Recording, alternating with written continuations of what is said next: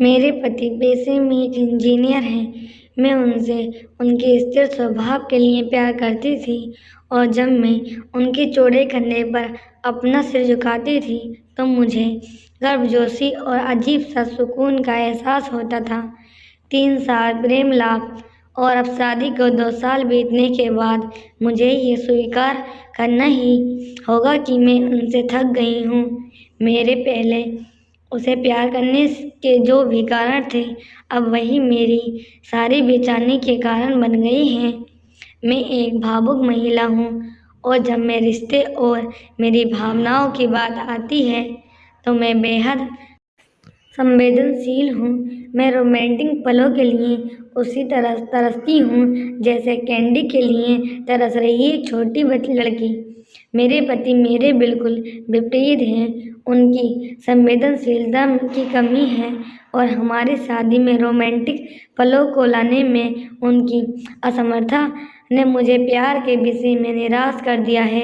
एक दिन मैंने आखिरकार उसे अपने मन की बात बताने का फैसला किया कि मुझे तलाक चाहिए और मैंने हिम्मत करके उसे बताया। आखिर क्यों? चौंकते हुए उसने पूछा। मैं थक गई हूँ। दुनिया में हर चीज़ का कोई कारण नहीं होता है, मैंने कहा। अब वह पूरी रात चुप रहा, हर समय हाथ में एक जलती हुई सिगरेट लिए गहरे विचारों में डूबा रहा। इससे मेरी निराशा की भावना और बढ़ती गई क्योंकि मैं ऐसे आदमी को देख रही थी जो अपनी दुर्दशा को व्यक्त भी नहीं कर पा रहा था। भला मैं उससे और क्या उम्मीद कर सकती थी? और अंत में उसने मुझसे पूछा, मैं तुम्हारा मन बदलने के लिए क्या कर सकता हूँ? किसी ने सच ही कहा है कि मैं किसी के व्यक्तित्व को बदलना मुश्किल है। मुझे लगता है मेरा उस पर से विश्वास उठना शुरू हो गया। उसकी आंखों की गहराई से देखते हुए मैंने धीरे से उत्तर दिया, मैं तुम्हें एक सवाल पूछती हूँ। अगर तुम्हारा जवाब मेरे दिल को मना सके तो मैं अपना विचार बदल दूंगी। मान लो मुझे एक पहाड़ की चट्टान पर खिला एक फूल चाहिए और हम दोनों को ये पता हो कि उस फूल को तोड़ने से तुम्हारी मृत्यु हो जाएगी। क्या तुम मेरे लिए ऐसा करोगे? उसने कहा, मैं कल तुम्हें इसका जवाब दूंगा। उसकी प्रतिक्रिया सुनकर ही मेरी उम्मीदें धराशायी हो गईं।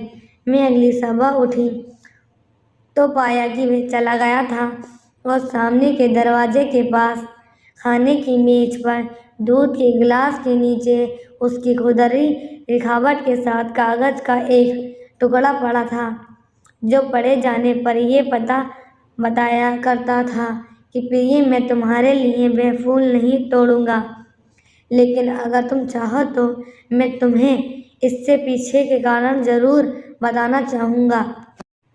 ये पहली पंक्ति पढ़ते हुए मेरे दिल के हजारों टुकड़े हो गए। फिर भी मैंने पढ़ना जारी रखा।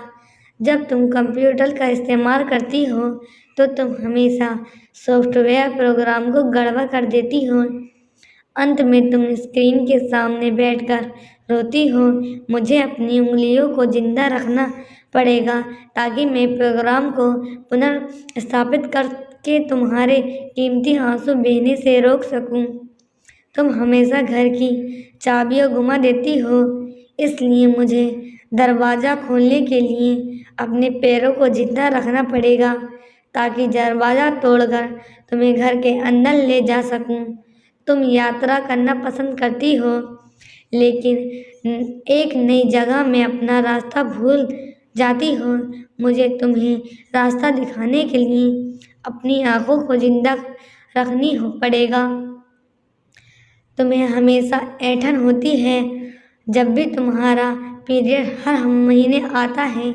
मुझे अपनी हथेलियों को जिंदा रखना है ताकि मैं तुम्हारे पेट की ऐंठन को शांत कर सकूं। तुम्हें घर के अंदर रहना पसंद है और मुझे पता है कि तुम अंतर्मुखी व्यक्ति हो। तुम्हारी बोरियत को दूर करने के लिए मुझे चुटकुले और कहानियाँ सुनाने के लिए अपनी मुँह को जिंदा रखना है। तुम हमेशा कंप्यूटर और टीवी देखती हो और इससे तुम्हारी आंखों का भविष्य अच्छा नहीं होगा। मुझे अपनी आंखों को बचाना होगा ताकि जब हम बूढ़े हो जाएं तो मैं तुम्हारी आंखें बन सकूं, तुम्हारे सिर के सफ़ेद हो रहे बाल चुन सकूं, तुम्हारे नाखूनों को बिना तुम्हें चोट पहुँचाए काट सकूं। मैं भी समुद्र तट पर टहलते हुए तुम्हारे साथ पकड़ना चाहता हूँ, जैसे तुम धूप और सुंदर रेत का आनंद लेती हो और खुशी से गाने गुनगुनाती हो, उसे मैं अपने कानों से सुनना चाहता हूँ। इसीलिए मेरे कान जिंदा रहने चाहिए। जब तुम नहाकर निकलती हो तो तुम्हारी भीनी भीनी खुशबू को महसूस करने के लिए मेरा नाक जीवित होना चाहिए। इसलिए मेरे प्रिय, जब मुझे यकीन नहीं होता कि कोई है जो तुमसे इससे अधिक प्यार करता है, मैं तब तक उस फूल को नहीं तोड़ूंगा। और जिस दिन ऐसा कोई आया जो तुमसे इससे अधिक प्यार करे, मैं खुशी खुशी उस फूल को तोड़ लूँगा।